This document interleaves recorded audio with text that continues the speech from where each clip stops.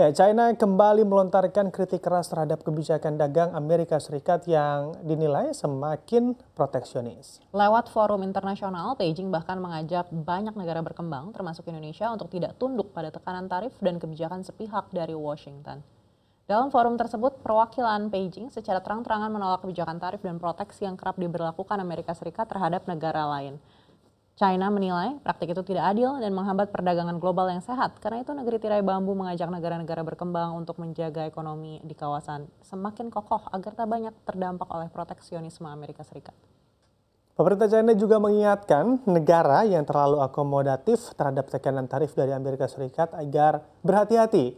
Karena mereka menilai negosiasi yang tidak seimbang bisa berdampak buruk terhadap kemandirian ekonomi suatu negara.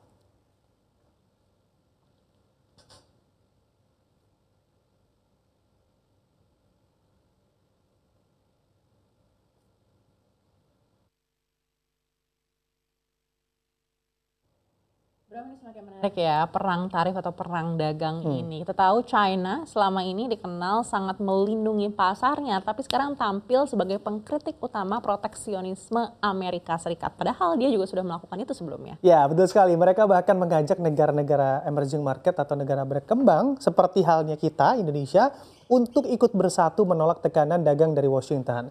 Tampaknya mereka juga mencoba mengubah citra menjadi pemimpin regional ini Anneke, yang pro dengan perdagangan terbuka. Iya, sepertinya mereka juga ingin menunjukkan pendekatan sepihak dari Amerika Serikat ini bisa merugikan negara-negara berkembang seperti Indonesia. Makanya China mengajak negara-negara berkembang, termasuk kita, untuk bisa lebih berani mengambil sikap. Nah, tapi tentu posisi Indonesia juga gampang-gampang sulit begitu ya, gampang-gampang susah dalam hal ini. Karena memang Indonesia punya hubungan dagang yang penting dengan dua-duanya, baik Amerika Serikat dan juga China. Selain itu, Indonesia juga memiliki politik bebas aktif. Iya, betul sekali Bram. Kalau terlihat berat ke salah satu pihak, ini bisa saja menimbulkan konsekuensi ekonomi yang tidak ringan. Begitu. Bayangkan kalau ternyata China merasa kita lebih ringan ke Amerika, begitu jangan-jangan kita dikasih tarif juga nanti ke China. Itu dia, bisa jadi saja ke depannya bisa seperti itu. Karena memang inilah juga bisa menjadi momen bagi tanah air kita untuk memainkan peran diplomasi ekonomi secara cermat. Karena kita harus bisa menjaga keseimbangan dan juga tetap fokus pada kepentingan nasional kita sendiri. Karena pada akhirnya ya kita harus bisa berdiri di kaki sendiri di tengah kegaduhan yang terjadi saat ini. Betul sekali, karena intinya bukan soal berpihak kemana, tapi bagaimana Indonesia tetap bisa berdiri tegak dan juga diuntungkan dalam dinamika global yang semakin kompleks, Bram. Ya, betul sekali Anneke, jangan sampai justru kita menjadi pion dalam perang dagang dua kekuatan besar dunia, dan yang penting Indonesia harus tetap lincah membaca arah angin dan juga cerdas dalam mengelola strategi dagangnya. Baik, kita ke informasi berikutnya. Ini masih dari Amerika Serikat, di mana saham Wall Street kembali melemah pada perdagangan Senin waktu Amerika Serikat atau Selasa dini hari waktu Indonesia. Saham ambruk setelah Presiden Donald Trump meningkatkan serangannya terhadap Gubernur The Fed Jerome Powell, di mana kita amati juga serangan ini menimbulkan pertanyaan tentang independensi bank sentral, sementara para pelaku pasar tidak melihat banyak kemajuan dalam negosiasi perdagangan global. Indeks Dow Jones Industrial Average turun 971,82 poin atau 2,48% ditutup di 38.170,41. S&P 500 melemah 2,36% dan berakhir di 5.158,20. Sedangkan Nasdaq Composite kehilangan 2,55% dan ditutup di 15.870,90. Saham-saham teknologi besar yang masuk dalam kelompok Magnificent Seven menyeret indeks utama seperti Tesla dan Nvidia masing-masing turun 5,8% dan lebih dari 4%. Amazon dan Meta Platforms juga masing-masing melemah 3%. Produsen alat berat Caterpillar turun 2,8%. Meskipun pada hari Senin saham ditutup di zona merah, pasar berhasil bangkit dari posisi terendahnya di akhir sesi perdagangan.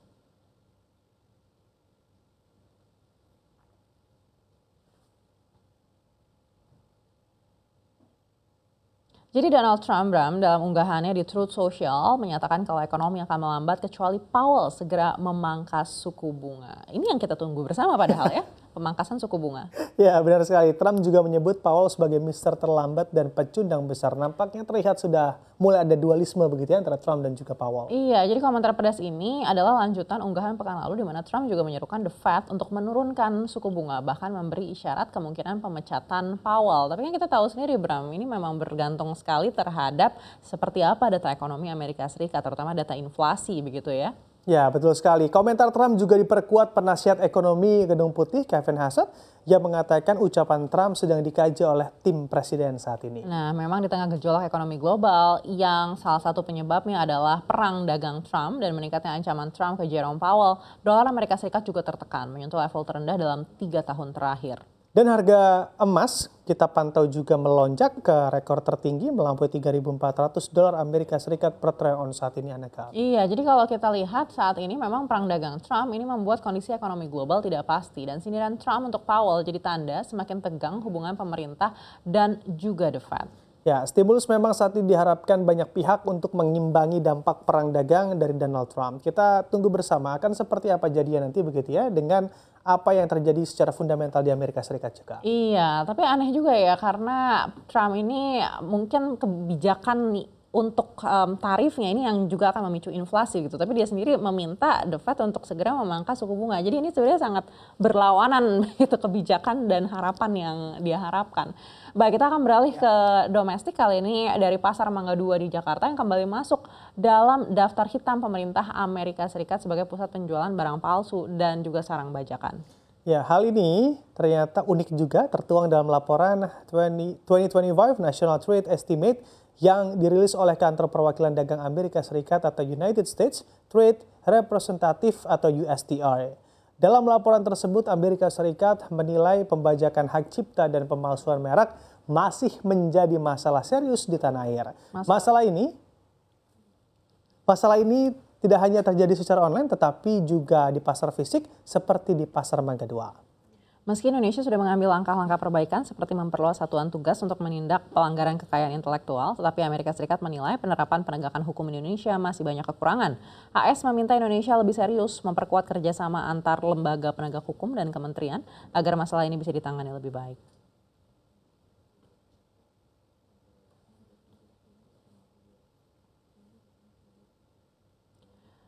Iya Bram, lemahnya penegakan hukum untuk barang bajakan ini memang bisa menjadi catatan dan juga bahan evaluasi. Ya, tapi sebenarnya Aneka, Indonesia juga sudah cukup memiliki progres dalam hal ini. Karena kalau kita ingat pada tahun 2023 lalu, tepatnya di bulan Maret, Indonesia juga telah merevisi Undang-Undang Paten 2016 melalui Omnibus Law Cipta Kerja yang memungkinkan paten bisa dijalankan melalui impor atau lisensi. Jadi kalau menurut Amerika Serikat ya Bram, perubahan ini belum cukup. Masih ada sejumlah aturan yang perlu diperjelas, terutama soal paten yang berkaitan dengan program komputer, pengetahuan tradisional, dan juga sumber daya genetik. Ya, meskipun ada hal-hal yang memang harus dievaluasi dan juga diperbaiki, namun catatan yang diberikan Amerika ini juga dilakukan tepat saat Trump sedang begitu gencar-gencarnya dengan perang dagangnya atau tarif ini. Iya, betul sekali. Ini juga patut menjadi catatan kita bersama ya, bagaimana Amerika Serikat terus mengkritik Indonesia di saat Indonesia memilih jalur negosiasi untuk tarif resiprokal. Bahkan keputusan bernegosiasi memang disebut banyak pihak menjadi salah satu solusi. Namun tetap saja hal yang harus pemerintah Indonesia perjuangkan adalah Indonesia juga memiliki nilai tawarnya sendiri. Baik, apalagi kembali lagi untuk barang-barang bajakan ini ya karena sesuai dengan mekanisme pasar saja Bram, Ya. memang ada permintaannya gitu. Betul Ya. Tentu akan selalu ada yang bisa mensuplainya karena memang permintaannya tinggi begitu ya. Ini mungkin yang harus jadi perhatian juga ya.